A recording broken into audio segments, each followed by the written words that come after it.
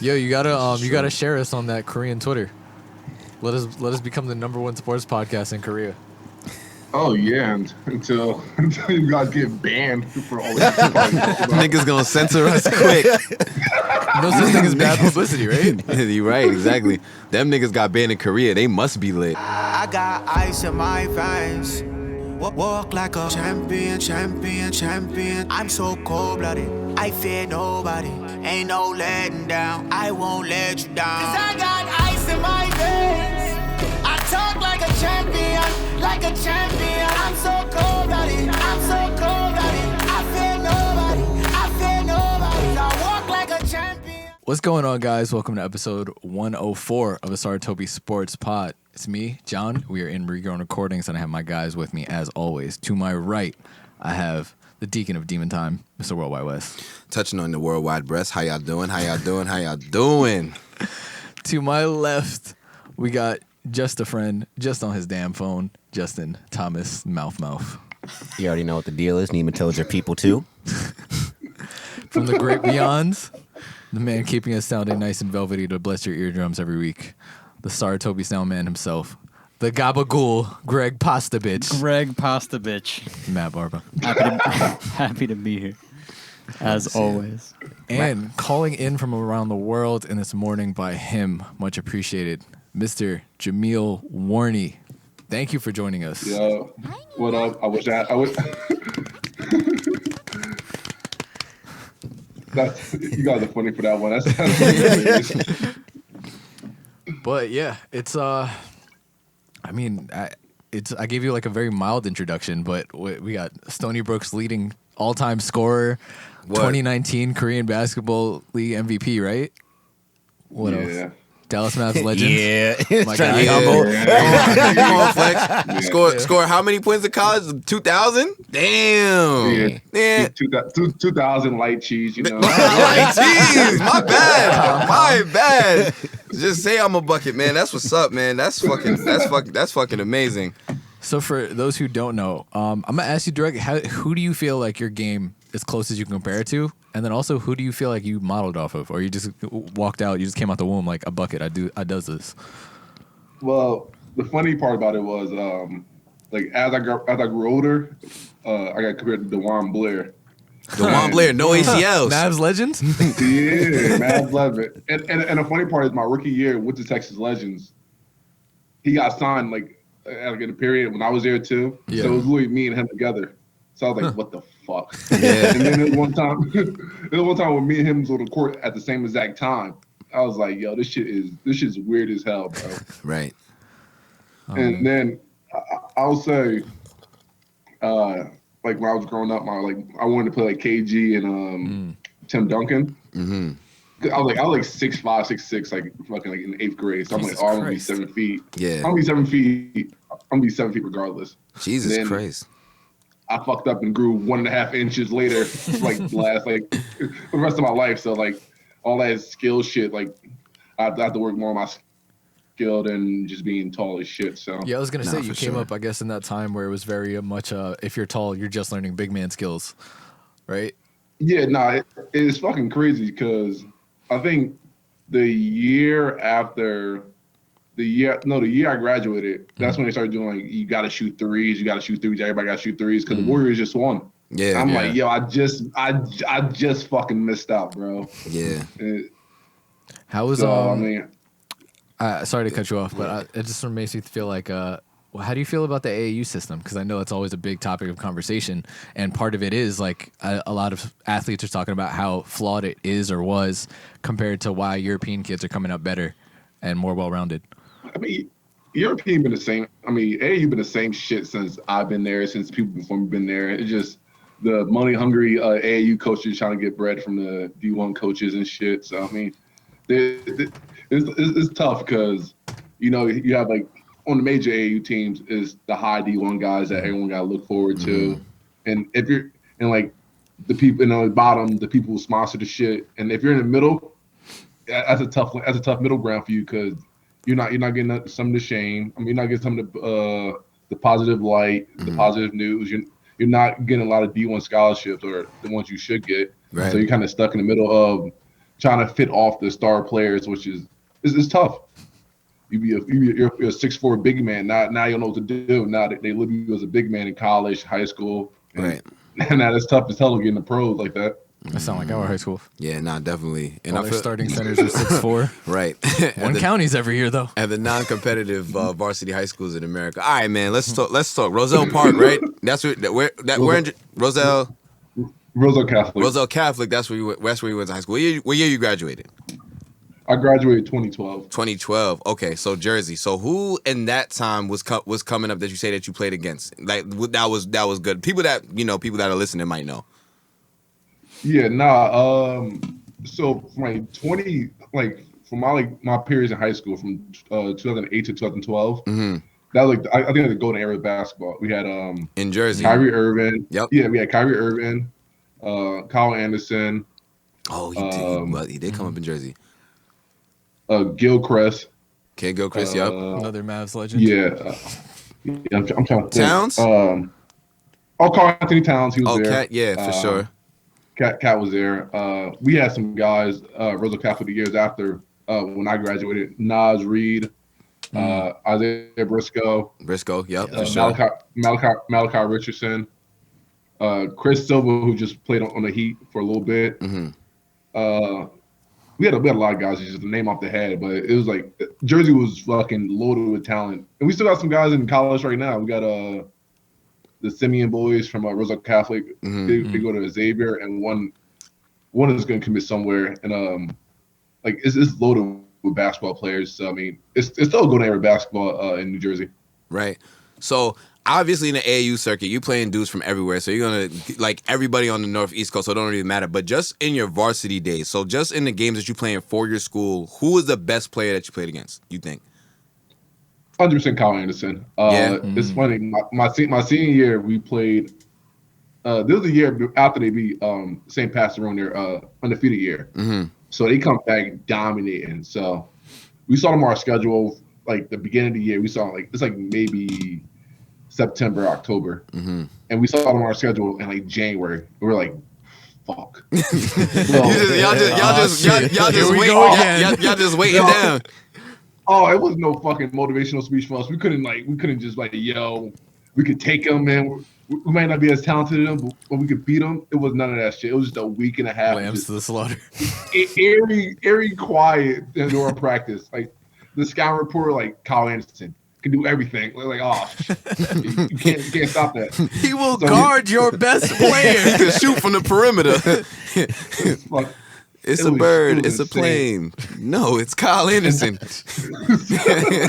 So we played him at King University, which is it's a D3 college, but it's pretty big in Jersey, mm-hmm. and it's packed. It's packed as hell.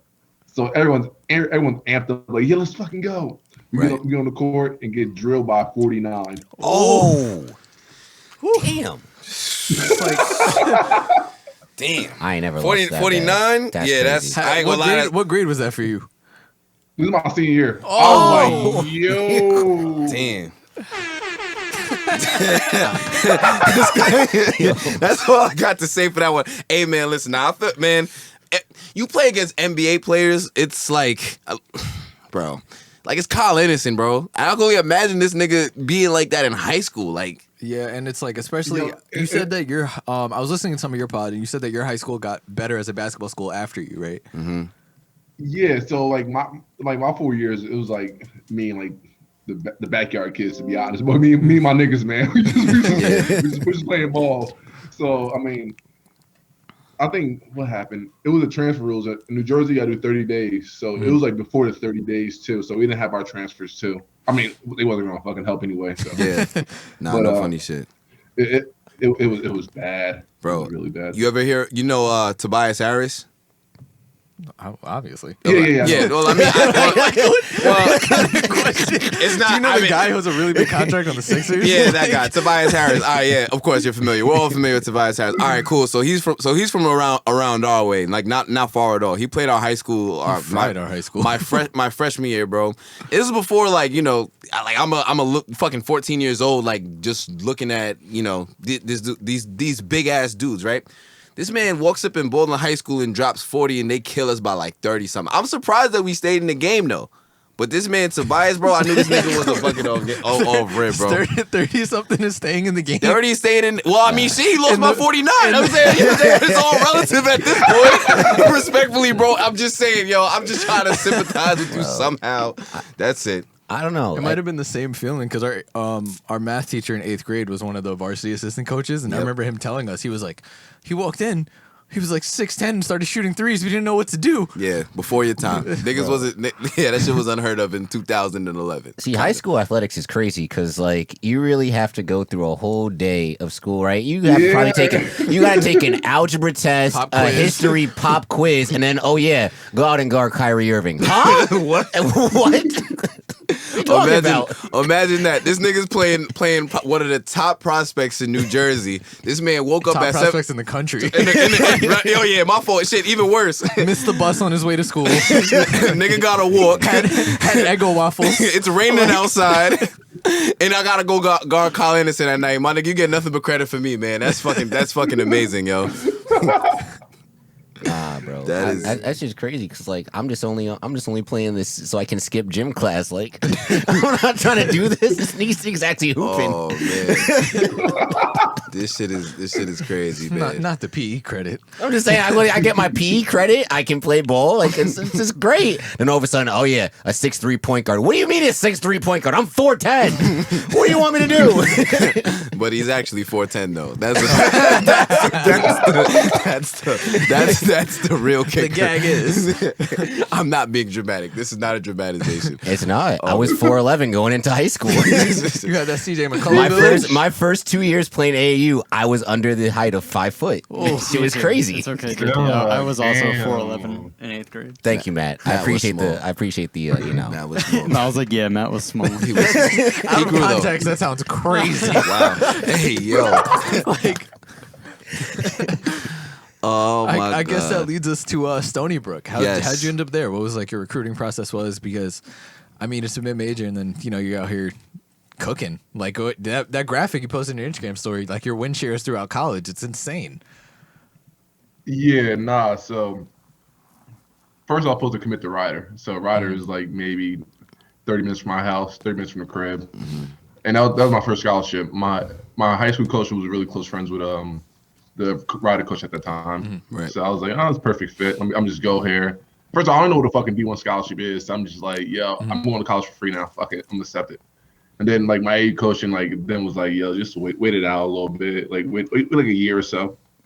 And as I'm about to verbally commit to Ryder, Steinberg called me, and my guy Jay Young, who's the coach at Fairfield now, me and him was on the phone for a little bit, and we was chatting it up, and then I went to Steinberg for a visit, and I was like, Long Island, it's nice as shit. I haven't seen the college out in Long Island yet, so I mean I like it. As you know, guys know, it's fucking Suffolk County, beautiful area. So one way to describe it. Well, I'm sure at that point Jameel ran Suffolk when he got out there. Well, of course, valid. I mean, it definitely is a way opposite of Nassau County, as like guys Baldwin and shit. Like it's way opposite of that. Sure. So I go there and I visit many a times. Then I went to nationals, and that's when I started to blow up because I was on a small AAU team for my whole life. So when we got the nationals, D1 coaches there, like other AAU teams are there, and I am dominating. I am kicking teams' ass. Yeah. Oh, fucking talk your shit. It was bad. Yeah. I wish it's too old. I'm like too old for that shit now. It was like 15 years ago. So it's like, And he was killing niggas like that. Heard. Yeah. So I started getting scholarships to Big Ten, SEC, all high schools, but I think I was like, y'all, I'm tired of this shit. Like I was put my phone down. Like my junior year, I would put my phone down, pick it back up, 9 missed calls, 10 text messages, 15 emails. I'm like, y'all, I want this shit to stop. So it was between pretty much Stony Brook, Ryder, and Iowa. Iowa just there just for the sprinkles. I could be, yo, I had a Big Ten offer real quick. Yeah, whatever. So I turned them down. I don't want to go there. Right. It was fucking embarrassing. Like my AD coach was like, yo, you gotta call all these coaches and tell them you're not coming. I'm like, I'm fucking 17 years old, man. I don't want to do this shit. Yeah. So I called Iowa, and I was like, "Hey, coach, I don't think he knew who I was.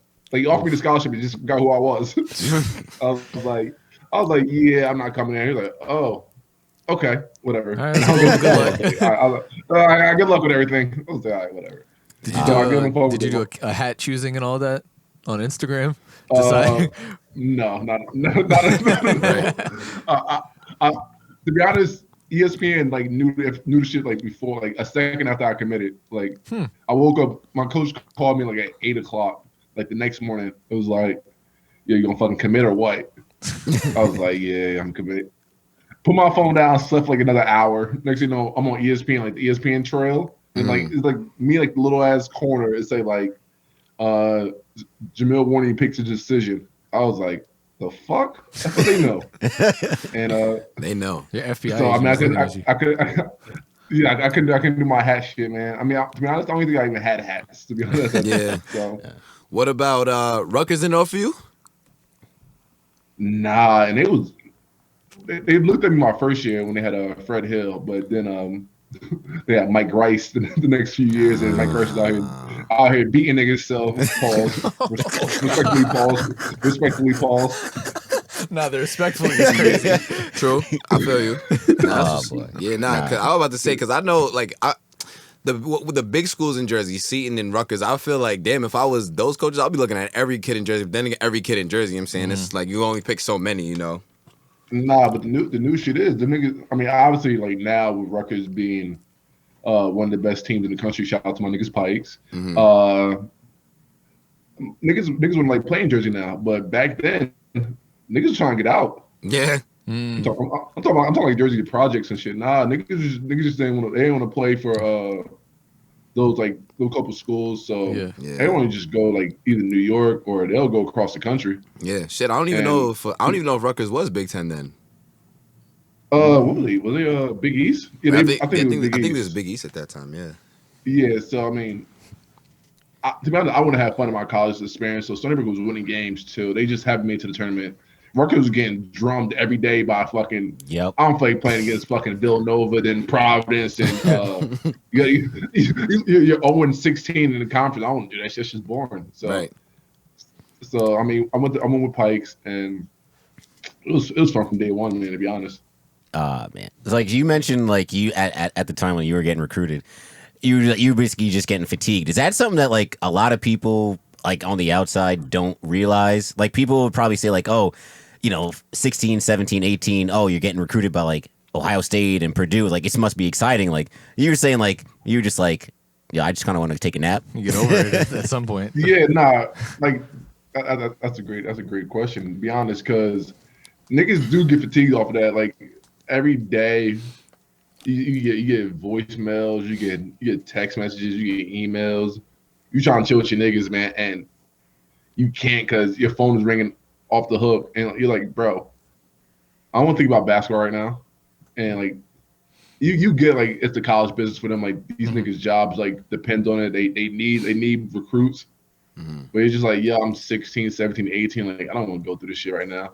So I think that was the main reason why I committed so early. I committed before my senior year just because I wanted to just hang out with my boys and like enjoy my senior year, other than like think about where I'm going to college. And I might have fucked myself because then I think after I committed, we had like crazy. We had two really good guys who came to Roosevelt Catholic, or we had one who was like top 30, Tyler Roberson, and he brought all the big D1 coaches in.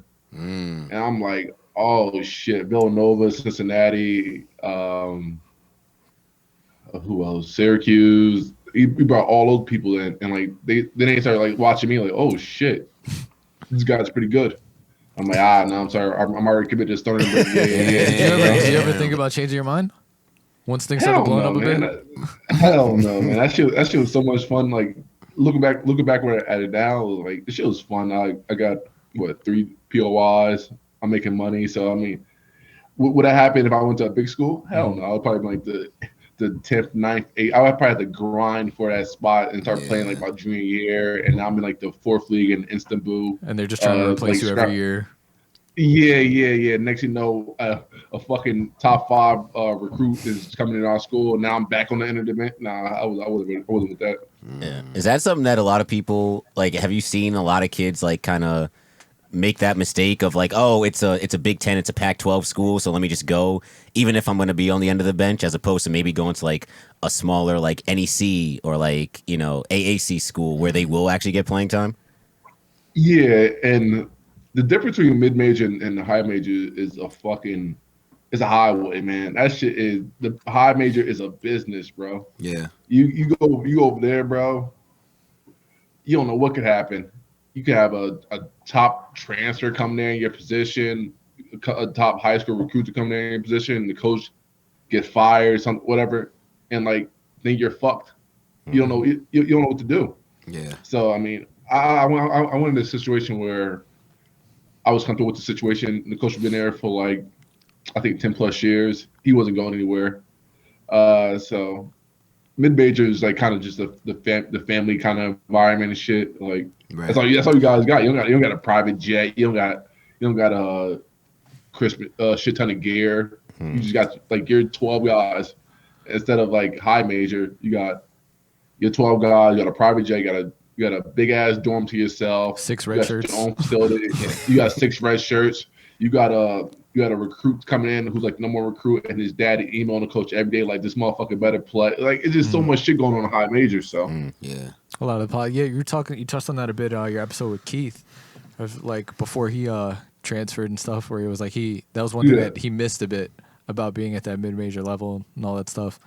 Hey, thank you to our guest, Mr. Jameel Warney, for taking some time in the morning to chop it up with us. Again, like he said, go check out his podcast. It's fun. You definitely get a lot. Like I learned mad at these motherfucking athletes are hella homebodies, and that's not the idea that you get from a lot of them. But you learn a lot from his stuff. It's a nice little insight. It's fun to listen to. Yeah. He also has great stories, as we heard some today. Yes. You want to shout out your socials? Yeah, Twitter, Full Course Mills, Instagram, Jameel_Warney. That's about it. Nice. TikTok, J Warney20. No, I'm fucking. Hey, you gotta get on that, Doug. There probably gonna be some TikToks from this episode, so. Oh, might be. Oh shit, Korean TikTok. Korean TikTok, they coming. Yes. Oh man, nah, bro. We really appreciate you having on. I learned so much, man. I'm grateful to have such a great guest, bro. Absolutely. I appreciate you guys for having me on this shit. Make sure you guys tune into my Jameel Warney podcast. It's bullshit, but it's fun. Listen, as long as you're having fun, bro. That's why we here every Wednesday, man. Can't wait. We could get you in the studio whenever the season's done. Yeah. Good luck with your season, next man. Next year. For sure. Good luck with your season. And you guys can make sure to follow us at Tartobi Sports, Instagram, Twitter, TikTok. Go like the Facebook page, subscribe to the YouTube channel. And you guys can follow me on Twitter at Defender Normal. Guys. Big facts, Worldwide West. Everywhere I go, I leave a worldwide mess. Y'all can follow me on the gram, Worldwide West _11. Black Lives Matter, all of that good shit. Whoop whoop. Wow. How do I follow that up? That was fantastic. Just kidding. Let's see. Twitter, J_Thomas_24. And Nima told your people too. We'll catch y'all next week. I got ice in my veins. Walk like a champion. I'm so cold-blooded, I fear nobody. Ain't no letting down, I won't let you down. 'Cause I got ice in my veins. I talk like a champion. I'm so